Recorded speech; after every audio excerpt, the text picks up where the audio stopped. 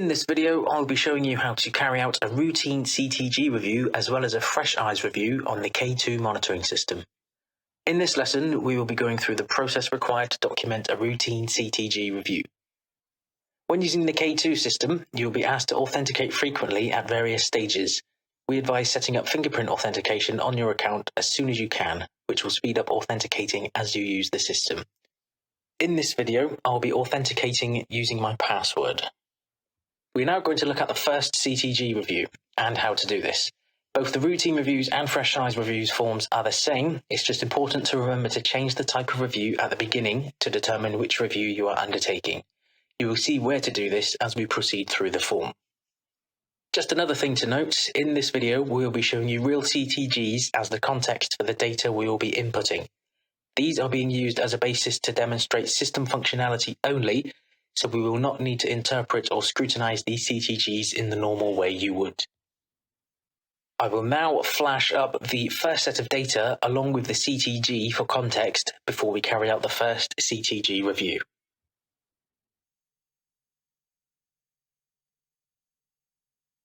So let's go ahead and do the CTG review. The first thing we will do is go to the CTG review button in the top right of your screen. Give that a click and it will bring up this window where we can start to input information. The first thing we always do is click the Now button to set the time to exactly now. Once we have done this, we can continue to input the rest of the information on the form. First section here is the type of review, and this type of review is an intrapartum CTG review, so we'll give that a click. And next we'll set the confirmation of stage of labour, and at the moment this patient is not in established labour, so we'll click that and then click next. The next screen here will show you any historical information on previous CTGs, but in this case there is no previous history and the screen is blank, so we can click next. This next screen is the screen where we select the type of form. As this is a routine CTG, for senior clinician review we will select no. For fresh eyes CTG review we will select no. Antenatal risk factors present we'll select yes. And intrapartum risk factors we will select no. Just to highlight as well, the senior clinician review box, if you select yes for this, you will be mandated to select an option from the drop-down list next to it. We will select no for now, and we will click next. And we can start filling in the information now for the contractions. So a contractions frequency is 3 per 10 minutes, so we'll input 3. The strength is strong. The duration is 30 to 60. And the type is regular. Resting tone, yes. And we can see at the bottom of this screen, the contractions suggested classification category is currently white. This does change depending on the information that has been entered on this form. So for example, if we change the contractions to 10, you can now see the category is amber instead of white. Once that information has been inputted, we will click next. And we will go on to the baseline accelerations and variability section. In this case, baseline could be determined is yes, so we'll click that. Baseline rate is 150 BPM, so we'll put that in.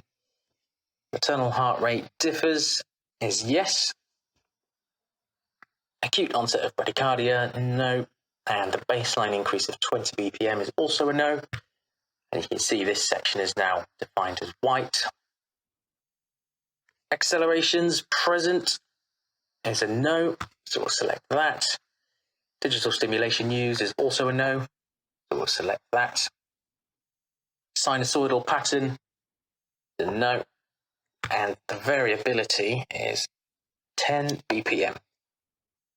In this section, again, you get a few different options depending on the inputted number in the variability. So for example, if you put in 3, you'll get a variability duration drop down. You can select one of the options below. And again, this field is mandated. We'll change that back to 10. And we'll carry on through the form. Decelerations. are not present, so we'll select no. And again, you can see these suggested classifications due to the inputted data have all come up as white. Now, the coloured sections here, such as white and amber, these are not a substitute for your clinical judgment. They are there more as just a guide. So with all this information inputted, we will click next.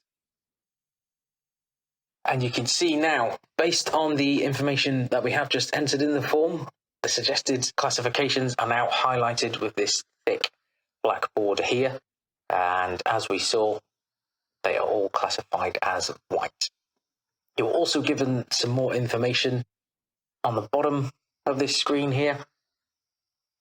And if we click next, we are asked to put in our overall CTG category. And based on the information we've put in the form so far, we're going to select normal for this review. And you can see in this section here, user CTG category, you get a bit of further information and a bit of guidance as well. Click next here.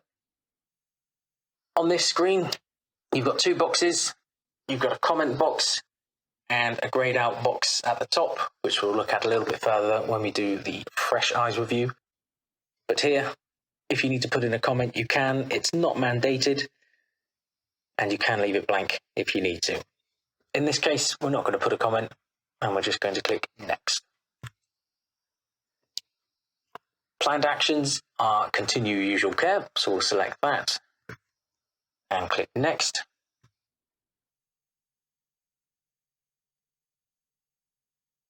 Discussion with woman, we have discussed this with our patient, so we'll click yes here and click next.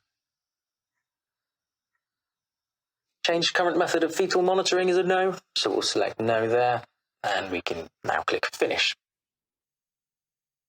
Once we click finish on our CTG review, we will be asked to validate, and as I mentioned at the beginning, do make sure that you have set up your fingerprint, but in this case, I'll be asked to input my password.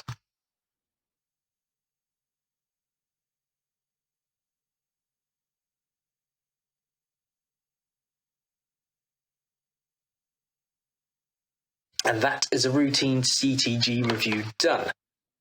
Following on from the last input, we will now complete a Fresh Eyes CTG review from the perspective of another midwife who disagrees with the normal outcome that we just had. We'll start another CTG review again by going in the top right and clicking CTG review. And this time we will go through the same form, select a few different options, and this midwife, based on her interpretation of the CTG, will have some differing views and data to input. So again, first thing we do is click now on the time, and the type of review is an intrapartum CTG review. Confirmation of stage, not in established labour, so we'll give that a click, and we'll click next. We can skip this screen again, there's no previous history. And now we select the type of form, and it differs here slightly, so it's not a senior clinician review, but this time it is a Fresh Eyes CTG review, so we'll select yes. Antenatal risk factors, yes. And intrapartum risk factors, no. We'll then click next. Contractions frequency are now at 4 per 10 minutes, and we can start to see already that this midwife on her Fresh Eyes review has a differing observation than the previous midwife. Contraction strength is strong, so we'll select strong. Duration 30 to 60 seconds, and the type is now regular. Resting tone, yes, and we can see the category for now is still labelled as white.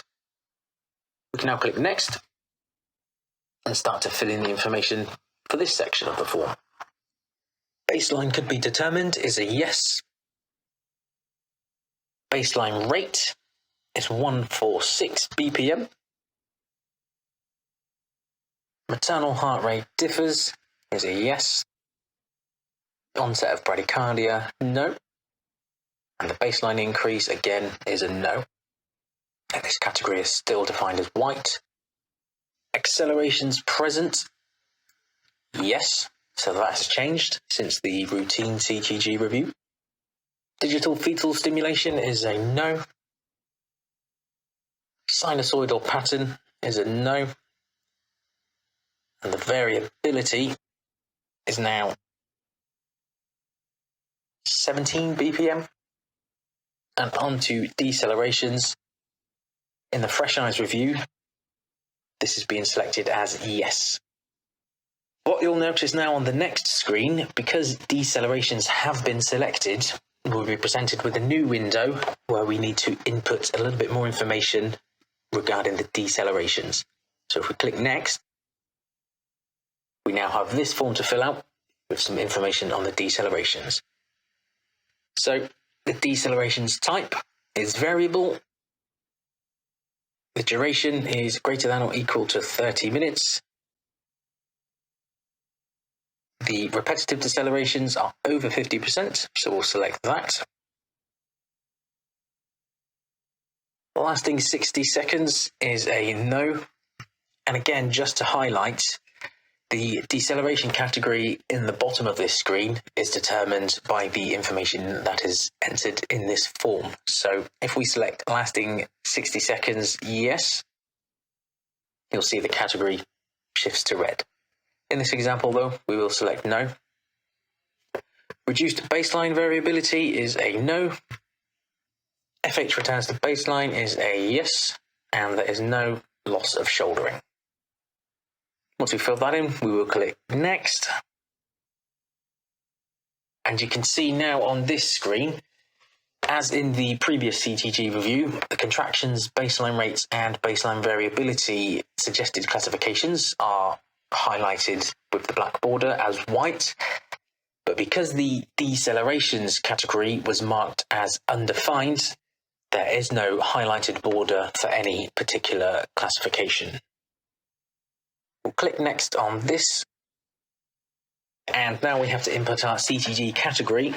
Because the opinion of this midwife differs to the midwife that did the routine CTG review, in this case, we're going to select suspicious instead of normal. And you can see below the information and guidance is now highlighted in amber. Click next. And we are now asked to input a reason that the category differs from the previous category. And in this instance, it's because decelerations are present.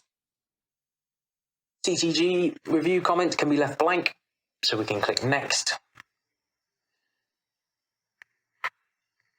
And the planned actions in this case are to notify the obstetrician and request the obstetrician or senior midwife. We can now click next. We have discussed this with the patient, so we'll click yes. Change current methods, click no. And we'll click finish. And again, I am mandated to validate. So I will input my password.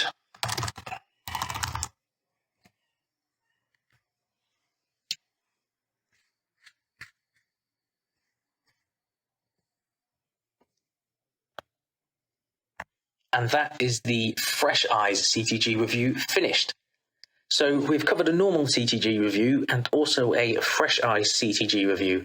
And hopefully those examples have given you a good idea of how the Fresh Eyes CTG review process works on the K2 system. For any further help, you do have a few options available. Firstly, you can email the digital support inbox, which is on the screen. You can also approach any of the digital team for support. And finally, Francesca Rees is the digital midwife, and she is available on bleep number 0451.